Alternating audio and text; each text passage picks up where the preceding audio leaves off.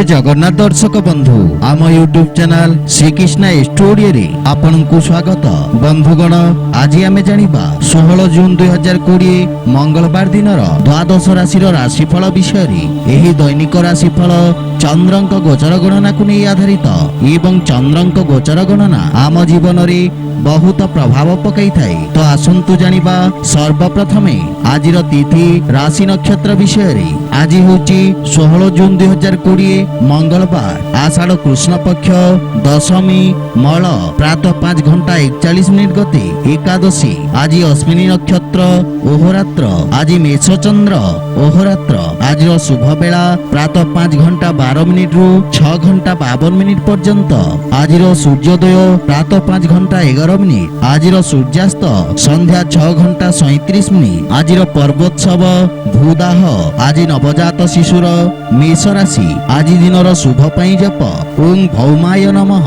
तो बंधुगण आसंतु जानिबा आज द्वादश राशि राशिफल विषय रे। ता पूर्वरु आम चैनल को जो माने नुआ करी आछंती तले थिबा लाल रंगर सब्सक्राइब बटन को दबाई आम चैनल को सब्सक्राइब करंतु ओ पाखरे थिबा घंटी बटन को दबाई ऑल रे सिलेक्ट करंतु। काहे कि ना आमे अपलोड करूथवा प्रत्येक वीडियो रो नोटिफिकेशन सर्वप्रथमे पाई परिबे। तो प्रथमे जानिबा मेष राशि विषय रे। आपनक राशि स्थान रु चंद्रदेवंक गोचर रु आज आपनकु रोजगार बा कार्य क्षेत्र रे नुआ अवसर प्राप्ति हेबो। आपनक व्यक्तित्व रे चमक आसीबो। सामाजिक मान सम्मान रे मध्य वृद्धि हेबो। कार्य क्षेत्र रे प्रशंसार पात्र हेबे। बुझी विचारी रणनीति प्रस्तुत करी कार्य क्षेत्र रे सफलता प्राप्त करिबे। पूर्वरु दिया जाइतवा प्रतियोगी परीक्षार परिणाम सुखद आसीबो।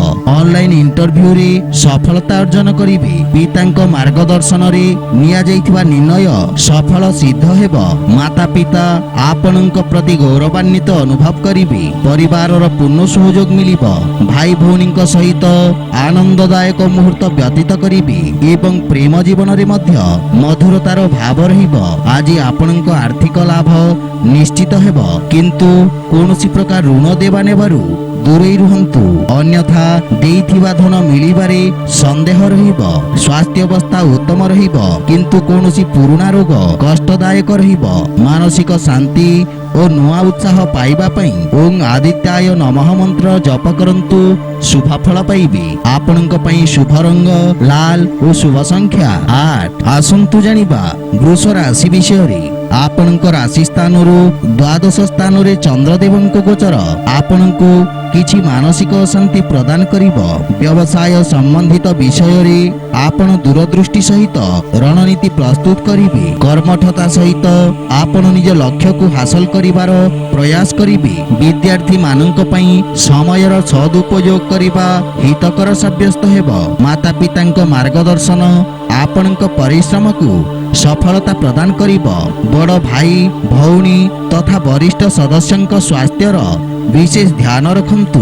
पारिवारिक जीवन रे किछि कठिन परिस्थिति उत्पन्न हेबो। परिवार रे चिंताजनक स्थिति रहिबो। सेथि पई निज व्यवहार रे विशेष ध्यान रखंतु। आर्थिक स्थिति को नै मध्य आपण सामान्य चिंतित रहिबे किंतु भविष्यत आशाजनक रहिबो। स्वास्थ्य अवस्था को नै सावधान रहंतु। मानसिक चिंता आपनक निर्णय नेवा क्षमता को प्रभावित करिबो। आज आपण लक्ष्मी नारायणक उपासना करंतु शुभ फल पाइबे। आपनक पई शुभ रंग नील और शुभ संख्या 1। आसंतु जानिबा मिथुन राशि विषय रे। आपनक राशि रु एकादश भाव रे चंद्रंक गोचर आपनक समस्त प्रकार लाभ रे वृद्धि कराइबो। पूर्वरु आपण करितबा परिश्रमर स्वर्णिम परिणाम मिलिबो। विशेष रूप रे रक्षा तथा भूमि आदि रे जड़ित व्यक्ति को लाभ परिणाम मिलिबो। सामाजिक क्षेत्र रे आपनक ख्यातिर विस्तार हेबो। आपनक उपलब्धि रे विरोधी और शत्रु माने आहत हेबे। माता पितांक आशीर्वाद रु आपनक उज्जवल भविष्यतर मार्ग प्रशस्त हेबो। कोनोसी प्रकार निर्णय परिवार सदस्यंक परामर्श रे नियंतु सफलता पाइबे। पारिवारिक सदस्यंक पूर्ण समर्थन और जीवन साथींक मार्गदर्शन और पूर्ण सहयोग मिलिबो। आकस्मिक लाभर स्थिति प्रबल रहिछि। प्रेम जीवन रे मध्य नवीनता और मधुरतार भाव रहिबो। ଲାଭର ସ୍ଥିତି ଉତ୍ତମ ରହିବାରୁ ଆର୍ଥିକ ସ୍ଥିତି ସୁଦୃଢ ହେବାକୁ ଲାଗିବ। ସ୍ୱାସ୍ଥ୍ୟାବସ୍ଥା ଉତ୍ତମ ଅନୁକୂଳ ରହିଛି। ପ୍ରାଣାୟାମ ତଥା ଯୋଗାଭ୍ୟାସରୁ ଏକାଗ୍ରତା ତଥା ନିର୍ଣ୍ଣୟ ନେବା କ୍ଷମତାର ବିକାଶ ହେବ। ଆଜି ଆପଣ ବୟୋଜ୍ୟେଷ୍ଠଙ୍କ ଆଶୀର୍ବାଦ ନିଅନ୍ତୁ, ଶୁଭ ଫଳ ପାଇବେ। ଆପଣଙ୍କ ପାଇଁ ଶୁଭ ରଙ୍ଗ ଲାଲ ଓ ଶୁଭ ସଂଖ୍ୟା 7। ଆସନ୍ତୁ ଜାଣିବା କର୍କଟ ରାଶି ବିଷୟରେ। ଆପଣଙ୍କ ରାଶି ସ୍ଥାନରୁ ଦଶମ ଭାବରେ ଚନ୍ଦ୍ରଦେବଙ୍କ ଗୋଚର ଆପଣଙ୍କ ପ୍ରଯତ୍ନ ଦ୍ୱାରା ସମସ୍ତ ଅଟକି ରହିଥିବା କାର୍ଯ୍ୟରେ ଗତି ପ୍ରଦାନ କରିବ। ବ୍ୟବସାୟର ସ୍ଥିତିରେ ଉତ୍ତରୋତ୍ତର ସୁଧାର ହେବ ଏବଂ ପଦୋନ୍ନତିରେ ମଧ୍ୟ ପ୍ରବଳ ଯୋଗ ରହିଛି। ସେଥିପାଇଁ ସମୟର ସଦୁପଯୋଗ କରନ୍ତୁ। ଛାତ୍ରଛାତ୍ରୀଙ୍କ ପାଇଁ ସମୟ ଉତ୍ତମ ରହିଛି। କଳାତ୍ମକ ବସ୍ତୁ ତଥା ସୁଖ ସୁବିଧାରେ ଜଡ଼ିତ ବ୍ୟବସାୟୀଙ୍କୁ ବିଶେଷ ସଫଳତା ମିଳିବ। ଦୂରସଞ୍ଚାର ସାଧନରେ କୌଣସି ଶୁଭ ସମାଚାରର ପ୍ରାପ୍ତି ହେବ। ପିତାଙ୍କ ସ୍ନେହ ବା ସହାୟତା ମିଳିବ। କୌଣସି ନିକଟ ସମ୍ପର୍କୀୟ ସମ୍ବନ୍ଧିତ ଶୁଭ ସୂଚନା ପ୍ରାପ୍ତି ହେବ। ପରିବାରରେ ସୁଖ ସମୃଦ୍ଧି ଓ ପ୍ରସନ୍ନତା ଲାଗି ରହିବ।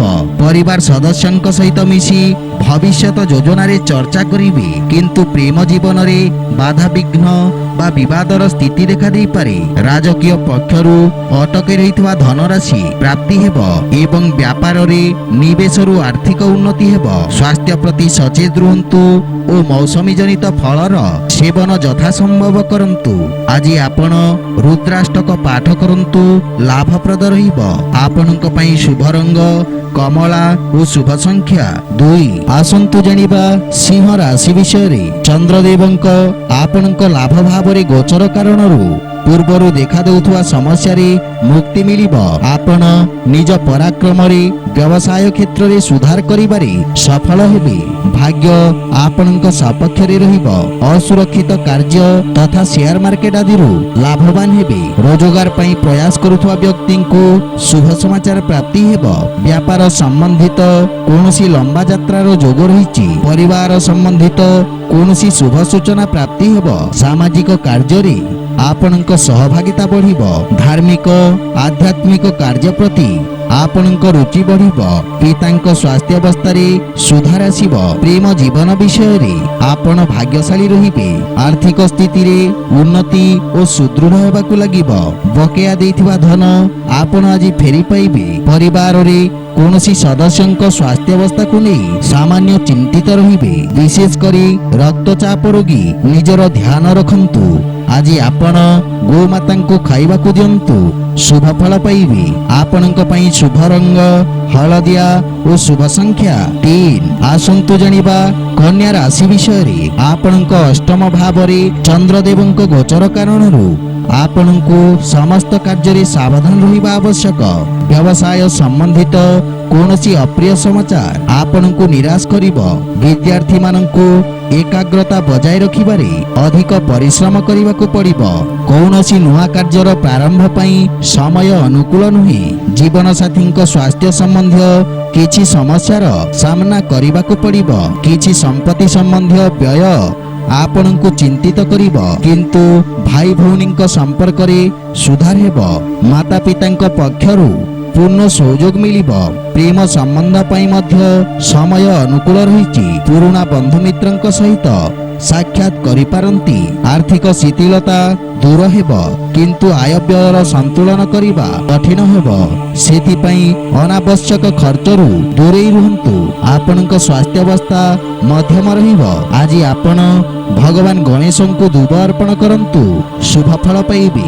ଆପଣଙ୍କ ପାଇଁ ଶୁଭ ରଙ୍ଗ ଆକାଶୀ ଓ ଶୁଭ ସଂଖ୍ୟା 6। ଆସନ୍ତୁ ଜାଣିବା ତୁଳା ରାଶି ବିଷୟରେ। ଆପଣଙ୍କ ସପ୍ତମ ସ୍ଥାନରେ ଚନ୍ଦ୍ରଦେବଙ୍କ ଗୋଚର ଆପଣଙ୍କ ଭାଗିଦାରୀ ସହିତ ମିଶି ନେଇଥିବା ନିର୍ଣ୍ଣୟରେ ଆଶାତୀତ ସଫଳତା ପ୍ରଦାନ କରିବ। ଆର୍ଥିକ ତଥା ବ୍ୟବସାୟିକ ଚାପରୁ ମୁକ୍ତି ମିଳିବ। ଭାଗିଦାରୀ ବ୍ୟବସାୟ ପ୍ରାରମ୍ଭ କରିବା ପାଇଁ ସମୟ ଶୁଭ ରହିଛି। ବିଦ୍ୟାର୍ଥୀମାନଙ୍କୁ କିଛି ନୂଆ ଶିଖିବାର ଅବସର ମିଳିବ। ଜୀବନ ସାଥୀଙ୍କ ସହିତ ସମ୍ପର୍କରେ ମଧୁରତା ଆସିବ। ପରସ୍ପର ମଧ୍ୟରେ ଥିବା ଭୁଲ ବୁଝାମଣା ଦୂର ହେବ। ସନ୍ତାନଙ୍କ ସ୍ୱାସ୍ଥ୍ୟ ତଥା ଭବିଷ୍ୟତକୁ ନେଇ ଆପଣ ଚିନ୍ତିତ ରହିବେ। ପ୍ରେମ ଜୀବନରେ ଏକ ନୂଆ ପ୍ରାରମ୍ଭ ହେବ ଏବଂ ସମ୍ପର୍କରେ ଘନିଷ୍ଠତା ଆସିବ। ମାତାଙ୍କ ସମ୍ପର୍କରେ ମଧ୍ୟ ସୁଧାର ହେବ। ଆର୍ଥିକ ସ୍ଥିତି ସୁଦୃଢ଼ ହେବାକୁ ଲାଗିବ ଏବଂ ଆଂଶିକ ଲାଭ ମଧ୍ୟ ପାଇପାରିବେ। ରାଜକୀୟ ପକ୍ଷରୁ ଧନ ପ୍ରାପ୍ତିର ପ୍ରୟାସରେ ସଫଳତା ମିଳିବ। ଆପଣଙ୍କ ସ୍ୱାସ୍ଥ୍ୟାବସ୍ଥା ଉତ୍ତମ ଅନୁକୂଳ ରହିବ ଏବଂ ପେଟ ସମ୍ବନ୍ଧୀୟ ରୋଗରୁ ମୁକ୍ତି ମିଳିବ। ଆଜି ଆପଣ ମାତା ଲକ୍ଷ୍ମୀଙ୍କ ଧ୍ୟାନ କରନ୍ତୁ, ଶୁଭ ଫଳ ପାଇବେ। ଆପଣଙ୍କ ପାଇଁ ଶୁଭ ରଙ୍ଗ କଳା ଓ ଶୁଭ ସଂଖ୍ୟା 8। ଆସନ୍ତୁ ଜାଣିବା ବିଛା ରାଶି ବିଷୟରେ। ଆପଣଙ୍କ ଷଷ୍ଠ ଭାବରେ ଗୋଚରରତ ଚନ୍ଦ୍ରଦେବଙ୍କ କାରଣରୁ ଆପଣ କାର୍ଯ୍ୟକ୍ଷେତ୍ରରେ ନିଜକୁ ସମର୍ଥ ତଥା ଉର୍ଜାବାନ ଅନୁଭବ କରିବେ। ବିରୋଧୀ ଓ ଶତ୍ରୁଙ୍କୁ ଦମନ କରିବେ। ଆପଣଙ୍କ ଲମ୍ବା ସମୟରୁ ଦେଖାଦେଉଥିବା ସମସ୍ୟାର ସମାଧାନ ହେବ ଏବଂ ପଦୋନ୍ନତିର ପ୍ରବଳ ଯୋଗ ରହିଛି। ବିଦ୍ୟାର୍ଥୀମାନଙ୍କ ପାଇଁ ସମୟ ଉତ୍ତମ ଅନୁକୂଳ ରହିଛି।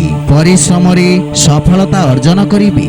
ସନ୍ତାନ ପକ୍ଷରୁ ସୁଖଦ ଅନୁଭୂତି ପାଇପାରିବେ, କିନ୍ତୁ ଜୀବନସାଥୀଙ୍କ ସହିତ ସମ୍ପର୍କରେ କିଛି ମନୋମାଳିନ୍ୟର ସମ୍ଭାବନା ରହିଛି।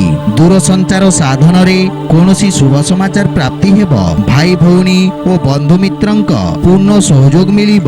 ପାରିବାରିକ ବାତାବରଣ ଉତ୍ତମ ରହିବ ଏବଂ ପ୍ରେମ ଜୀବନ ପାଇଁ ମଧ୍ୟ ସମୟ ଶୁଭ ରହିଛି। ଆର୍ଥିକ ସ୍ଥିତିରେ ସୁଧାର ଆସିବ ଏବଂ ଋଣ ଭାରରୁ ମଧ୍ୟ ମୁକ୍ତି ମିଳିବ। ଆପଣଙ୍କ ସ୍ୱାସ୍ଥ୍ୟାବସ୍ଥାରେ ଆପଣ ଶାରୀରିକ ଥକାପଣ ବା ଦୁର୍ବଳତା ଅନୁଭବ କରିବେ। ଆଜି ଆପଣ ସୂର୍ଯ୍ୟଦେବଙ୍କୁ ହଳଦୀ ମିଶ୍ରିତ ଜଳ ଅର୍ପଣ କରନ୍ତୁ, ଶୁଭ ଫଳ ପାଇବେ। ଆପଣଙ୍କ ପାଇଁ ଶୁଭ ରଙ୍ଗ ଧଳା ଓ ଶୁଭ ସଂଖ୍ୟା 1। ଆସନ୍ତୁ ଜାଣିବା ଧନୁ ରାଶି ବିଷୟରେ। ଆପଣଙ୍କ ରାଶି ସ୍ଥାନରୁ ପଞ୍ଚମ ଭାବରେ ଚନ୍ଦ୍ରଦେବଙ୍କ ଗୋଚର ବିଦ୍ୟାର୍ଥୀ ଛାତ୍ରଛାତ୍ରୀ ମାନଙ୍କ ପାଇଁ ବିଶେଷ ମହତ୍ୱପୂର୍ଣ୍ଣ ରହିବ। ଆପଣଙ୍କ ଆତ୍ମବିଶ୍ୱାସରେ ବୃଦ୍ଧି ଘଟିବ। ସୁଗନ୍ଧ ନିର୍ମାଣ ବ୍ୟବସାୟୀ ମାନଙ୍କୁ ବିଶେଷ ଲାଭ ପରିଣାମ ମିଳିବ। ଆପଣଙ୍କ ସମସ୍ତ କାର୍ଯ୍ୟକୁ ଜନ ସମର୍ଥନ ମିଳିବ। ରୋଜଗାର ତଥା ବ୍ୟବସାୟ କ୍ଷେତ୍ରରେ ଅବରୋଧ ଦୂର ହେବ। ପରିସ୍ଥିତି ସାମାନ୍ୟ ହେବାକୁ ଲାଗିବ। ଜୀବନ ସାଥୀଙ୍କ କାର୍ଯ୍ୟକ୍ଷେତ୍ରରେ ଉନ୍ନତିର ସମ୍ଭାବନା ରହିଛି। ପରିବାରରେ ହସ ଖୁସି ସୁଖ ଶାନ୍ତିର ବାତାବରଣ ଲାଗି ରହିବ ଏବଂ ପରିବାର ସଦସ୍ୟଙ୍କ ସହଯୋଗରୁ ଆପଣ କୌଣସି ନୂଆ ପରିଯୋଜନାର ପ୍ରାରମ୍ଭ କରିବେ। ମାତାଙ୍କ ସହିତ ସମ୍ପର୍କରେ ସୁଧାର ଆସିବ, କିନ୍ତୁ ବ୍ୟର୍ଥ ଖର୍ଚ୍ଚ ଆର୍ଥିକ ସନ୍ତୁଳନ ଖରାପ କରିପାରେ। ପରିବାରରେ କୌଣସି ସଦସ୍ୟଙ୍କ ସ୍ୱାସ୍ଥ୍ୟ ସମସ୍ୟାକୁ ନେଇ ଆପଣ ସାମାନ୍ୟ ଚିନ୍ତିତ ରହିବେ। ଆଜି ଆପଣ ଗୋପାଳ ସହସ୍ର ନାମ ପାଠ କରନ୍ତୁ, ଶୁଭ ଫଳ ପାଇବେ। ଆପଣଙ୍କ ପାଇଁ ଶୁଭ ରଙ୍ଗ ବାଇଗଣୀ ଓ ଶୁଭ ସଂଖ୍ୟା 9। ଆସନ୍ତୁ ଜାଣିବା ମକର ରାଶି ବିଷୟରେ। ଆପଣଙ୍କ ଚତୁର୍ଥ ଭାବରେ ଚନ୍ଦ୍ରଦେବଙ୍କ ଗୋଚର କାରଣରୁ ବାଣିଜ୍ୟ ବ୍ୟବସାୟ କ୍ଷେତ୍ରରେ ବାଧାବିଘ୍ନ ଓ ସମସ୍ୟାର ସମ୍ମୁଖୀନ କରିବାକୁ ପଡ଼ିବ। ଚାକିରି କ୍ଷେତ୍ରରେ ଅଧିକାରୀଙ୍କ ସହିତ କିଛି ମତଭେଦ ହେବାର ସମ୍ଭାବନା ରହିଛି। ସେଥିପାଇଁ ଆପଣଙ୍କ ବାଣୀ ଓ କ୍ରୋଧରେ ନିୟନ୍ତ୍ରଣ ରଖିବା ଆବଶ୍ୟକ। ଆପଣଙ୍କ ଛବିରେ ଖରାପ ପ୍ରଭାବ ପଡ଼ିବାର ସମ୍ଭାବନା ରହିଛି। ବିଦ୍ୟାର୍ଥୀ ଛାତ୍ରଛାତ୍ରୀ ମାନଙ୍କୁ ଶିକ୍ଷା କ୍ଷେତ୍ରରେ ଏକାଗ୍ରତା ବଜାୟ ରଖିବା ପାଇଁ ସଂଘର୍ଷ କରିବାକୁ ପଡ଼ିବ। ପରିବାରରେ ଖର୍ଚ୍ଚର ଅଧିକତା ଆପଣଙ୍କ ମାନସିକ ଚିନ୍ତାର କାରଣ ହେବ ଏବଂ କିଛି ମତଭେଦର ସମ୍ଭାବନା ରହିଛି। ଆୟ ବ୍ୟୟର ଅସନ୍ତୁଳନ କାରଣରୁ ଚିନ୍ତା ବୃଦ୍ଧି ହେବ, କିନ୍ତୁ ଭବିଷ୍ୟତର ଯୋଜନାରେ ଚର୍ଚ୍ଚା କରିବେ ଏବଂ ସମସ୍ୟାର ସମାଧାନ ଖୋଜିବାର ପ୍ରୟାସ କରିବେ। ଆର୍ଥିକ ସ୍ଥିତି ସଂଘର୍ଷପୂର୍ଣ୍ଣ ରହିବ। କୌଣସି ପ୍ରକାର ନିବେଶରୁ ଆପଣ ଦୂରେଇ ରୁହନ୍ତୁ। ଆପଣଙ୍କ ସ୍ୱାସ୍ଥ୍ୟାବସ୍ଥା ଆଜି ସାମାନ୍ୟ ରହିବ। ଉଦରଜନିତ ସମସ୍ୟା ଆପଣଙ୍କୁ ହଇରାଣ କରିପାରେ। ଆଜି ଆପଣ ହନୁମାନ ଚାଳିଶା ପାଠ କରନ୍ତୁ, ଶୁଭ ଫଳ ପାଇବେ। ଆପଣଙ୍କ ପାଇଁ ଶୁଭ ରଙ୍ଗ ଗୋଲାପୀ ଓ ଶୁଭ ସଂଖ୍ୟା 4। ଆସନ୍ତୁ ଜାଣିବା କୁମ୍ଭ ରାଶି ବିଷୟରେ। ଆପଣଙ୍କ ରାଶି ସ୍ଥାନରୁ ତୃତୀୟ ଭାବରେ ଚନ୍ଦ୍ରଦେବଙ୍କ ଗୋଚର ଆପଣଙ୍କ ସମସ୍ତ କାର୍ଯ୍ୟରେ ସହଯୋଗ ପ୍ରାପ୍ତି ହେବ। ଆପଣ ନିଜ କ୍ଷମତାକୁ ପରଖି କାର୍ଯ୍ୟକ୍ଷେତ୍ରରେ ନୂଆ ବ୍ୟକ୍ତିଙ୍କ ସହିତ ସମନ୍ୱୟ ସ୍ଥାପିତ କରିବେ ଏବଂ ନୂଆ କାର୍ଯ୍ୟର ରୂପରେଖା ପ୍ରସ୍ତୁତ କରିବେ। ଆପଣଙ୍କୁ ଆଗକୁ ବଢ଼ିବାର ଅବସର ପ୍ରାପ୍ତି ହେବ। କାର୍ଯ୍ୟରେ ଅଧିକ ପରିଶ୍ରମ ବା ଗମ୍ଭୀରତାର ଆବଶ୍ୟକତା ରହିଛି। ରାଜନୈତିକ ସଫଳତା ମିଳିବ। ସାମାଜିକ କ୍ଷେତ୍ରର ବିକାଶ ହେବ। ଅଧିକ କାର୍ଯ୍ୟବ୍ୟସ୍ତତା ଓ ଖର୍ଚ୍ଚ କାରଣରୁ କିଛି ମାନସିକ ସମସ୍ୟାର ସାମ୍ନା କରିବାକୁ ପଡ଼ିବ। ଭାବନାତ୍ମକ ରୂପରେ ଆପଣ ସାମାନ୍ୟ ଦୁର୍ବଳ ରହିବେ। ପାରିବାରିକ ସାହାଯ୍ୟ ସହଯୋଗ ମିଳିବ। ଆର୍ଥିକ କ୍ଷେତ୍ରରେ ଅର୍ଥ ଦେବା ନେବାକୁ ନେଇ ଆପଣ ସାବଧାନ ରହିବା ଉଚିତ। କୌଣସି ପ୍ରକାର କ୍ରୟ ବିକ୍ରୟ ଭବିଷ୍ୟତକୁ ଧ୍ୟାନରେ ରଖି କରନ୍ତୁ। ଗଣ୍ଠି ପୀଡ଼ା ସମ୍ବନ୍ଧ ରୋଗୀ ନିଜର ବିଶେଷ ଧ୍ୟାନ ରଖନ୍ତୁ। ଆଜି ଆପଣ ଶିବ ଚାଲିସା ପାଠ କରନ୍ତୁ, ଶୁଭ ଫଳ ପାଇବେ। ଆପଣଙ୍କ ପାଇଁ ଶୁଭ ରଙ୍ଗ ହଳଦିଆ ଓ ଶୁଭ ସଂଖ୍ୟା 4। ଆସନ୍ତୁ ଜାଣିବା ମୀନ ରାଶି ବିଷୟରେ। ଆପଣଙ୍କ ରାଶି ସ୍ଥାନରୁ ଦ୍ୱିତୀୟ ଭାବରେ ଚନ୍ଦ୍ରଦେବଙ୍କ ଗୋଚର ଆପଣଙ୍କ ବାଣୀରେ ମାଧୁର୍ଯ୍ୟର ସଞ୍ଚାର କରିବ ଏବଂ ଆପଣ ନିଜ ବାଣୀ ଦ୍ୱାରା ସମସ୍ତଙ୍କୁ ପ୍ରଭାବିତ କରିବେ। କାର୍ଯ୍ୟକ୍ଷେତ୍ରରେ ସମ୍ବନ୍ଧର ଲାଭ ମିଳିବ। ସମାଜରେ ଆପଣଙ୍କ ସକାରାତ୍ମକ ଛବିର ନିର୍ମାଣ ହେବ। ଆପଣଙ୍କ ସମସ୍ତ କାର୍ଯ୍ୟ ସଫଳତାପୂର୍ବକ ସମାପ୍ତ ହେବ। ବିଦ୍ୟାର୍ଥୀମାନେ ନିଜ ଅଭିବ୍ୟକ୍ତି କ୍ଷମତାରେ ବିକାଶ ଅନୁଭବ କରିବେ। ଭାଇ ଭଉଣୀଙ୍କ ସହିତ ଉତ୍ତମ ସମୟ ବ୍ୟତୀତ ହେବ। ସନ୍ତାନ ପକ୍ଷରୁ ସୁଖଦ ସମାଚାର ମିଳିବ ଏବଂ ପରିବାରର ପୂର୍ଣ୍ଣ ସହଯୋଗ ପ୍ରାପ୍ତି ହେବ। ପାରିବାରିକ ଦୂରତ୍ୱର ଅନ୍ତ ଘଟିବ ଏବଂ ହସ ଖୁସି ସୁଖ ଶାନ୍ତିର ବାତାବରଣ ଲାଗି ରହିବ।